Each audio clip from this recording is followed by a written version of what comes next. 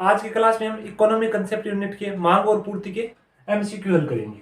तो पहला एमसीक्यू है अपना, वस्तु की मांग वस्तु की कीमत एवं उसकी मांगी जाने वाली मात्रा के बीच संबंध को बताती है। यानी वस्तु की मांग है वह कीमत और उसकी मांगी जाने वाली मात्रा के बीच किस संबंध को बताती है, या ये कह सकते हैं अपन कि वस्तु की कीमत और उसकी मांग में किस प्रकार का संबंध होता है। बताओ, धनात्मक, अनंत, शून्य या ऋणात्मक। सिंपल सा क्वेश्चन है। कीमत और मांग के अंदर हमेशा कौन सा संबंध होता है? ऋणात्मक। मांग का नियम यही है कि जब वस्तु की कीमत बढ़ती है तो मांग कम हो जाती है और कीमत घटती है तो मांग बढ़ जाती है। दूसरा क्वेश्चन है, बाजार मांग वक्र व्यक्तिगत मांग वक्रों के जोड़ से प्राप्त होता है। यानी बाजार मांग वक्र है व्यक्तिगत मांग वक्रों के किस प्रकार के जोड़ से प्राप्त होता है? क्षैतिज, लंबवत, तिरछी या इनमें से कोई नहीं। बताओ।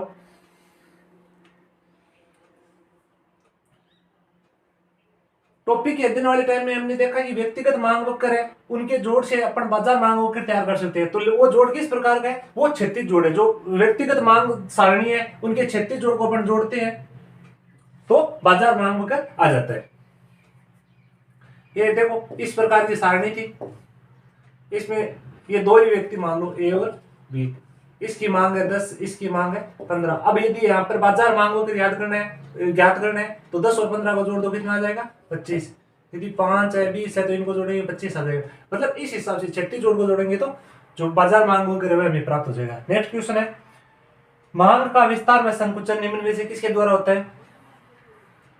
उस वस्तु की कीमत में बदलाव के कारण, अन्य वस्तुओं की कीमत में बदलाव के कारण, उपभोक्ता की रुचि और पसंद बदलने पर, या उपभोक्ता की आय में बदलाव के कारण। बताओ।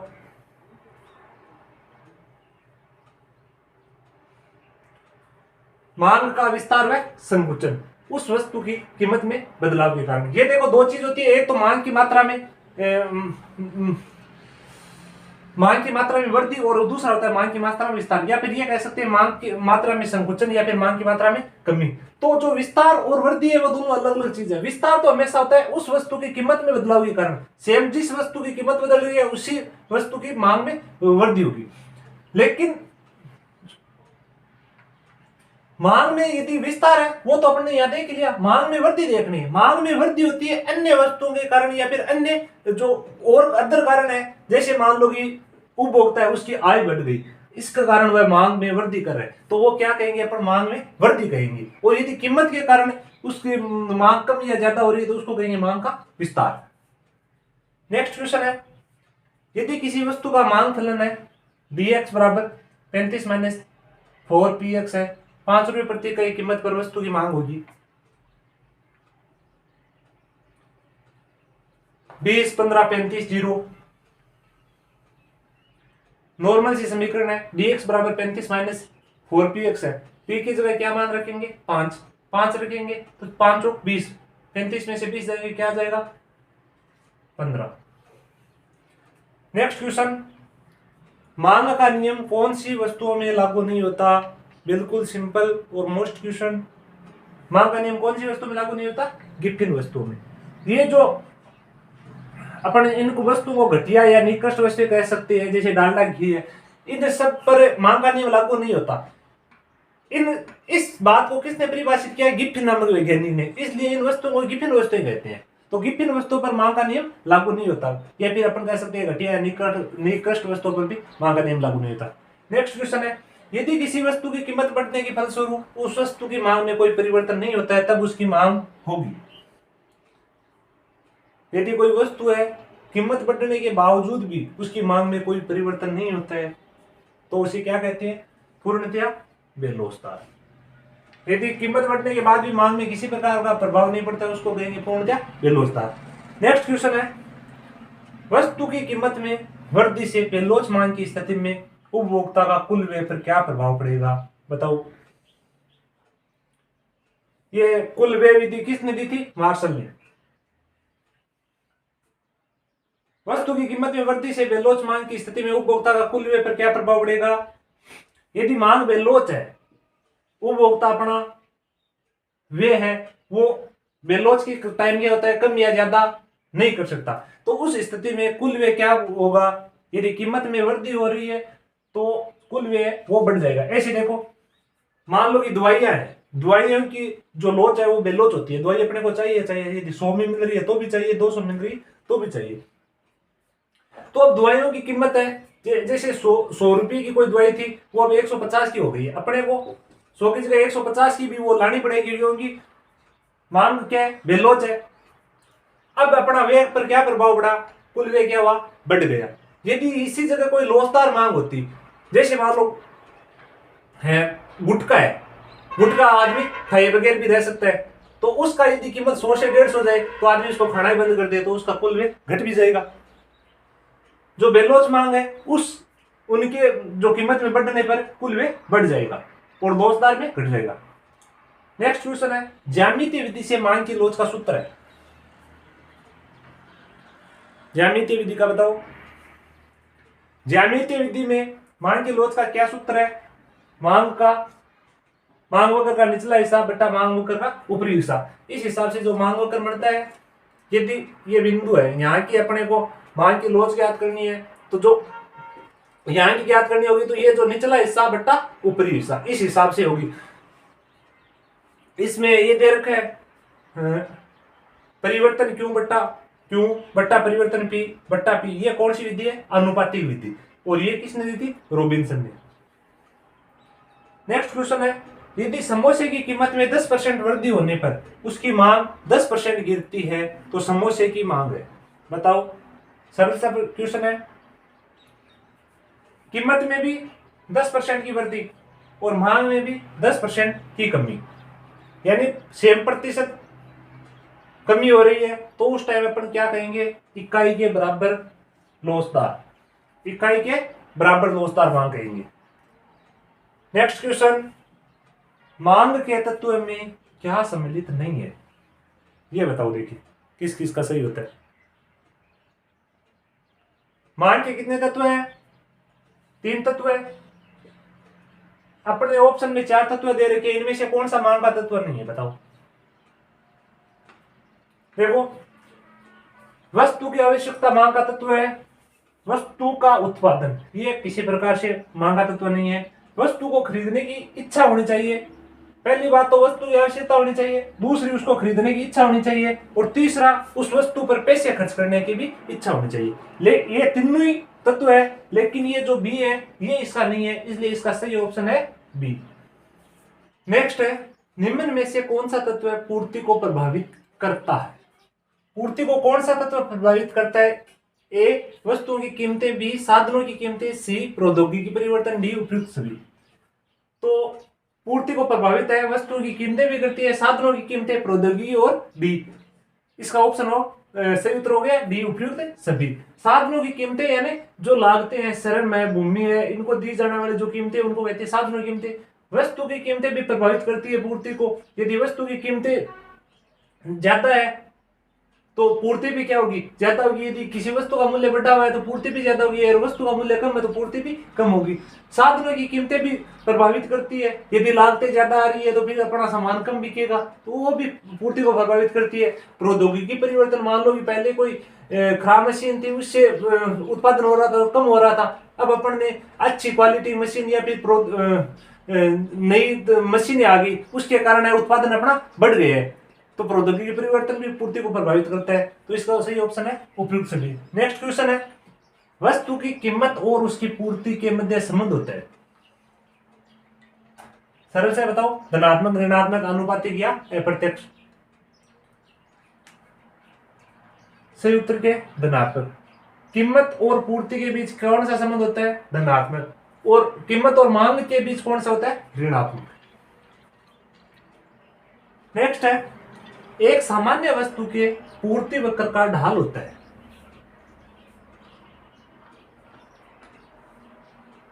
पूर्ति वक्र का ढाल कौन सा होता है, पूर्ति वक्र का ढाल क्या होता है, धनात्मक होता है, और मांग वक्र का ढाल ऋणात्मक होता है। ये देखो पूर्ति वक्र,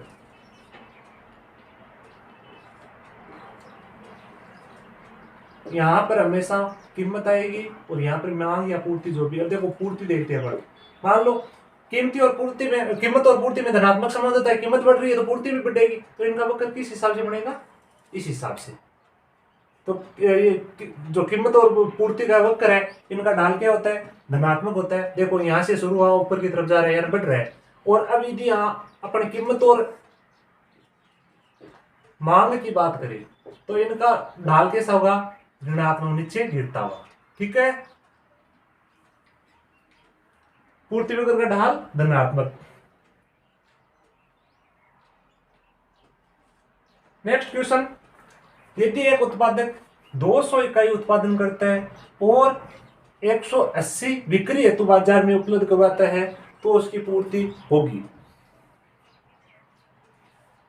220, 180 या 380, क्या होगी उसकी पूर्ति। चाहे वह उत्पादन 200 का करे लेकिन बाजार में कितनी उपलब्ध करवा रहा है, बिक्री है तो 180, तो उसकी पूर्ति कितनी होगी, 180। पूर्ति में केवल उसकी 180 का ही सम्मिलित करेंगे, नहीं कि 200। नेक्स्ट क्वेश्चन, निम्न में से कौन सा कारक पूर्ति वक्र में परिवर्तन के लिए उत्तरदायी नहीं है।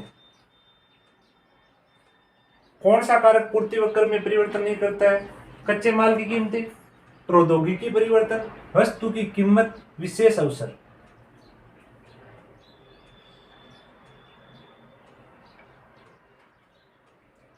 तो इसका सही उत्तर क्या है, वस्तु की कीमत। अब देखो किस हिसाब से, एक तो होती है पूर्ति वक्र, ये अपन ने ये पढ़ा, ठीक है। अब ये पूर्ति वक्र बना दिया मैंने, यहां पर क्या होगा, यदि कीमत यहां पर 5 लिख दिया, यहां पर 10 लिख दी, पहले कीमत कितनी है 5, तो इसकी मांग मान लो कि 10 वस्तुओं की है, यहां पे लिख दिया 20। अब उसकी कीमत होगी 10, तो उसकी मांग कितनी होगी 20। इसमें पूर्ति वक्र क्या है, यही है। जो अन्य कारण है, कच्चे माल की कीमतें हैं, प्रौद्योगिकी परिवर्तन है, विशेष अवसर है, इनमें यदि किसी प्रकार का परिवर्तन होगा तो ये पूर्ति का वक्र है ना, ये ऊपर की तरफ या नीचे की वक्र नया ही बन जाएगा। वही अभी अपन ने मांग वाला पढ़ा था ना, विस्तार और वृद्धि अलग अलग चीज है। विस्तार के अंदर तो है वही मांग वक्र रहता है और वृद्धि के अंदर नया मांग वक्र बन जाता है। उसी प्रकार से पूर्ति वक्र में परिवर्तन के लिए वस्तु की खुद की कीमत है वो जिम्मेवार नहीं है, क्योंकि वस्तु की कीमत के कारण है जो पूर्ति का वक्र है वह यही रहेगा, इसमें किसी प्रकार का परिवर्तन नहीं होगा, इसी पर ऊपर नीचे की तरफ जाएगी। लेकिन इन बाकी कारण है, विशेष अवसर, प्रौद्योगिकी परिवर्तन, कच्चे माल की कीमत, इनके कारण पूर्ति वक्र है नया बन जाएगा। नेक्स्ट क्वेश्चन है, मांग वक्र आयताकार हाइपरबोला कब माना जाता है, बताओ। मांग वक्र आयताकार हाइपरबोला कब होगा, इकाई से कम है, इकाई से अधिक है, या फिर इकाई के बराबर है, या इकाई बराबर अनंत है। आयताकार हाइपरबोला कब बनेगा, जब मांग है इकाई के बराबर हो। नेक्स्ट क्वेश्चन है, मांग लोच अनंत होगी यदि मांग वक्र अनंत कब होगी, यदि मांग वक्र है जब मांग वक्र क्षैतिज हो, उस टाइम मांग की लोच क्या है, अनंत होगी। ये देखो, ये मांग वक्र अपन ने बना लिया, इसमें यहां पर कीमत आती है, यहां पर मांग आती है। जब इस प्रकार का वक्र बनेगा तो कीमत देखो, यदि यहाँ पर 5 रुपये तो 5 रुपये 5 ही है, और मांग लगातार बढ़ रही है, तो इस टाइम मांग वक्र क्या है, क्षैतिज है। तो मांग की लोच अनंत कब होगी, मांग वक्र जब क्षैतिज हो, ये क्षैतिज ऐसा वक्र बनेगा, उसी टाइम मांग की लोच क्या होगी, अनंत होगी। मांग के विस्तार का अर्थ बताओ। मांग के विस्तार का अर्थ, मांग वक्र का ऊपर खिसकना, मांग वक्र का नीचे खिसकना, एक ही मांग वक्र पर ऊपर जाना और एक ही मांग वक्र पर नीचे आना। ये प्रश्न बताओ, यदि आपके अच्छे से टॉपिक क्लियर है तो ये प्रश्न, इसका जवाब दे दो मुझे।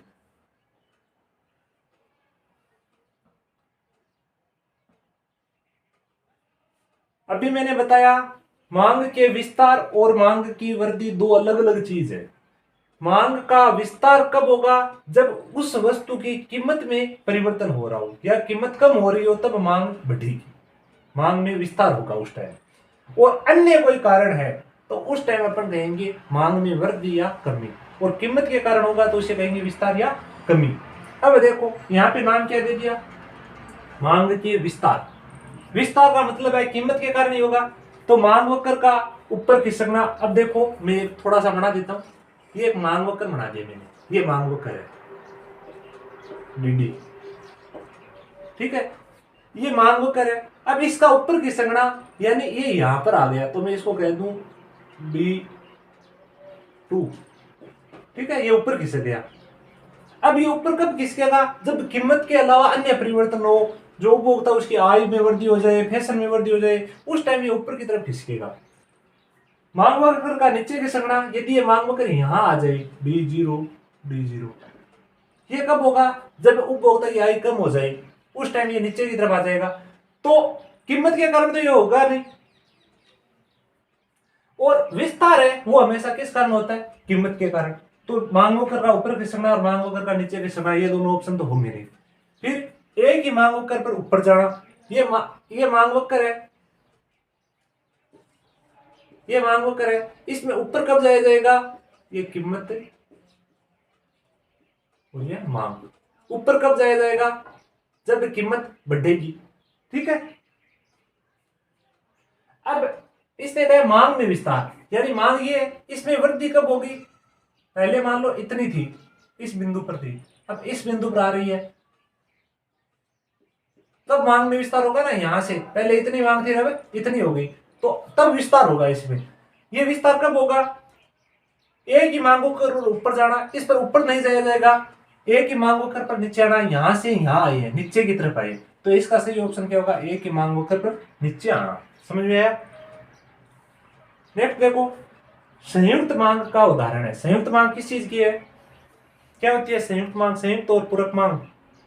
संयुक्त मांग क्या होती है, जिनकी साथ साथ मांग हो, तो किस चीज की होगी, पेन और स्याही की। नेक्स्ट क्वेश्चन, मांग की लोच अवधारणा का प्रतिपादन किसने किया।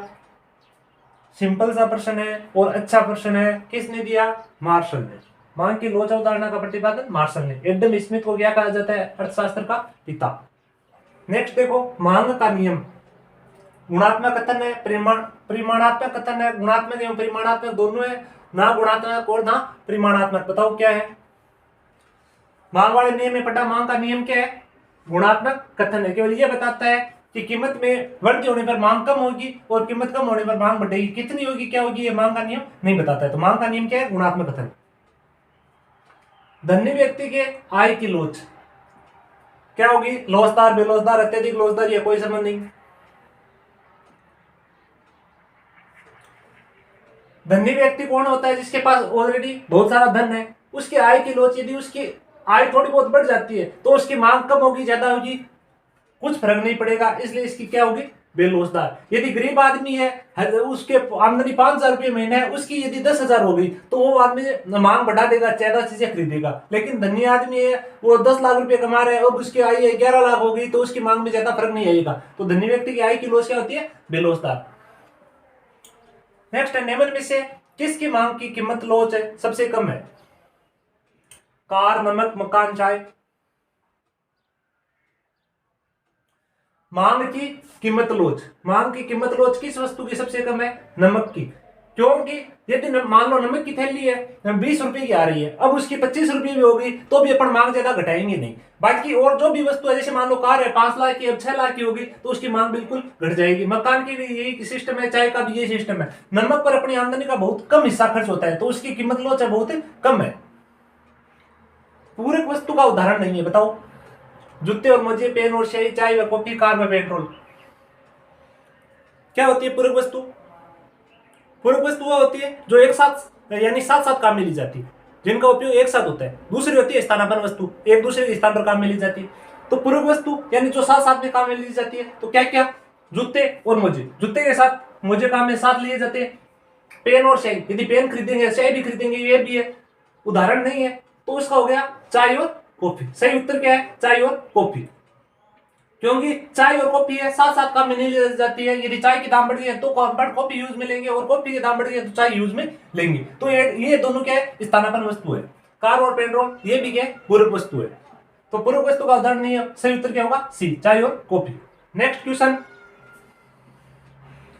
पूरक वस्तु के मध्य तिरछी लोच कैसे होती है, ऋणात्मक, धनात्मक, शून्य या इकाई के बराबर। बताओ।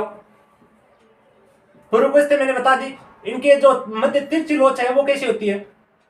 तो इसका सही उत्तर क्या है? ऋणात्मक। कैसे होती है ऋणात्मक? क्यों? जैसे देखो, पूर्व वस्तु कौन कौन सी है? पेन और स्याही। यदि पेन के दाम बढ़े, पेन पहले 5 रुपए का आता था, अब 10 रुपए का आने लगा, ठीक है, तो पेन की मांग क्या हो जाएगी? कम हो जाएगी। यदि दाम बढ़ रहे हैं तो मांग कम होनी है। अब पेन की मांग कम होगी तो स्याही की भी मांग क्या होगी? कम होगी, क्योंकि पेन नहीं खरीदेंगे, स्याही कहां डालेगी, ठीक है। तो पेन की कीमत बढ़ रही है तो स्याही की मांग क्या होगी? कम होगी। यानी पेन की कीमत और स्याही की मांग दोनों में मध्य तिरछी लोच कैसी है? ऋणात्मक होती है, ठीक है। पूर्व वस्तु मध्य तिरछी लोच ऋणात्मक। समझ में आ गया? दूसरा क्वेश्चन, पूर्ण स्थानापन्न वस्तुओं के मध्य प्रतिस्थापन की लोच होती है। पूर्ण स्थानापन्न वस्तुएं हैं, इनके मध्य प्रतिस्थापन की लोच ठीक है। स्थानापन्न वस्तुएं बताएगी एक दूसरे के स्थान पर काम में ली जाती है, उनके मध्य प्रतिस्थापन की लोच। सही उत्तर है अनंत। कैसे? प्रतिस्थापन यानी एक दूसरे के स्थान पर काम में लेना है। अब मान लो प्रतिस्थापन वस्तुएं कौन सी है? चाय और कॉफी।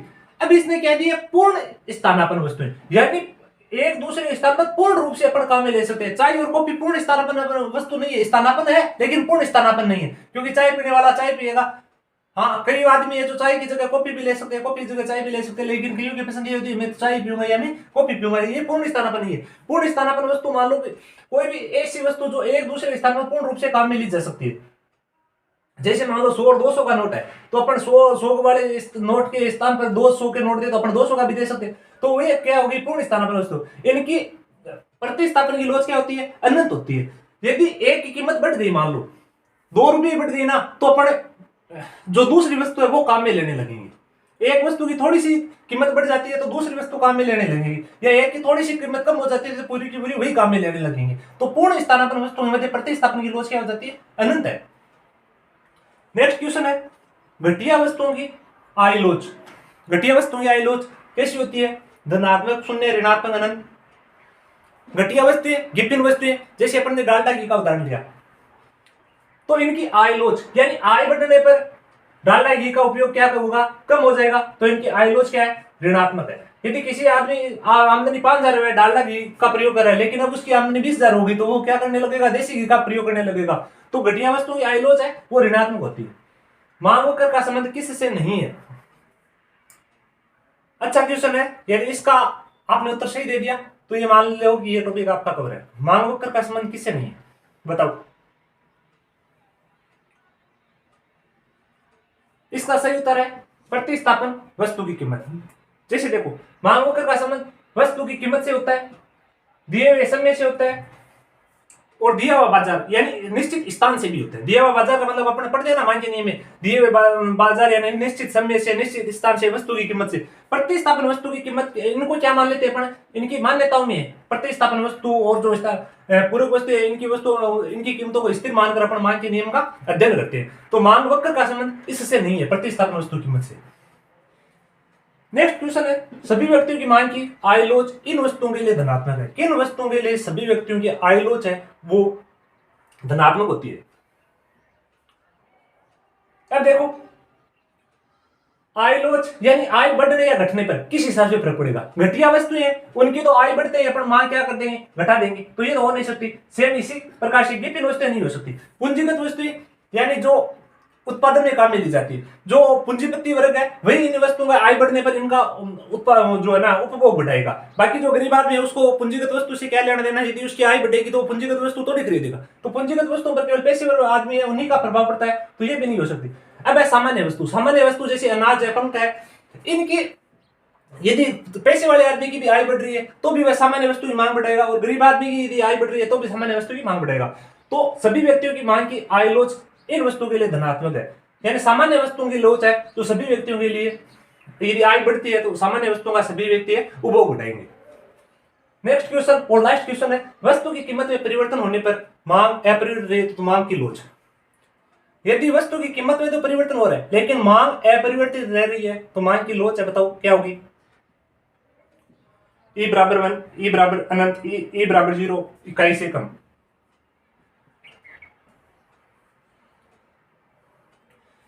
E का मतलब क्या होता है? इलेक्ट्रिसिटी। इलेक्ट्रिसिटी बराबर 1 कब होगी? जब कीमत और जो मांग है वो बराबर बराबर परिवर्तित हो रही है। तो ये हो नहीं सकता, अनंत हो नहीं सकती, अपरिवर्तित रह रही है। तो ये क्या होगी, मांग की लोच है वो होगी E बराबर 0, इलेक्ट्रिसिटी बराबर 0 होगी। ठीक है, तो अपने इकोनॉमिक कंसेप्ट के जो मांग और पूर्ति टॉपिक है इसके अपन ने 30 एमसीक्यू हल कर लिए। नेक्स्ट वीडियो में अपन इकोनॉमिक कंसेप्ट के जो अदर चीजें बच गई, बाजार की विभिन्न दशाओं में कीमतों का निर्धारण है, या फिर बैंकिंग है, राष्ट्रीय आय है, या मुद्रा है, इनके भी एमसीक्यू हल करेंगे। प्रश्नों का लेवल कैसा था, आपको ये एमसीक्यू कैसे लगे वो कमेंट बॉक्स में जरूर बताना। धन्यवाद।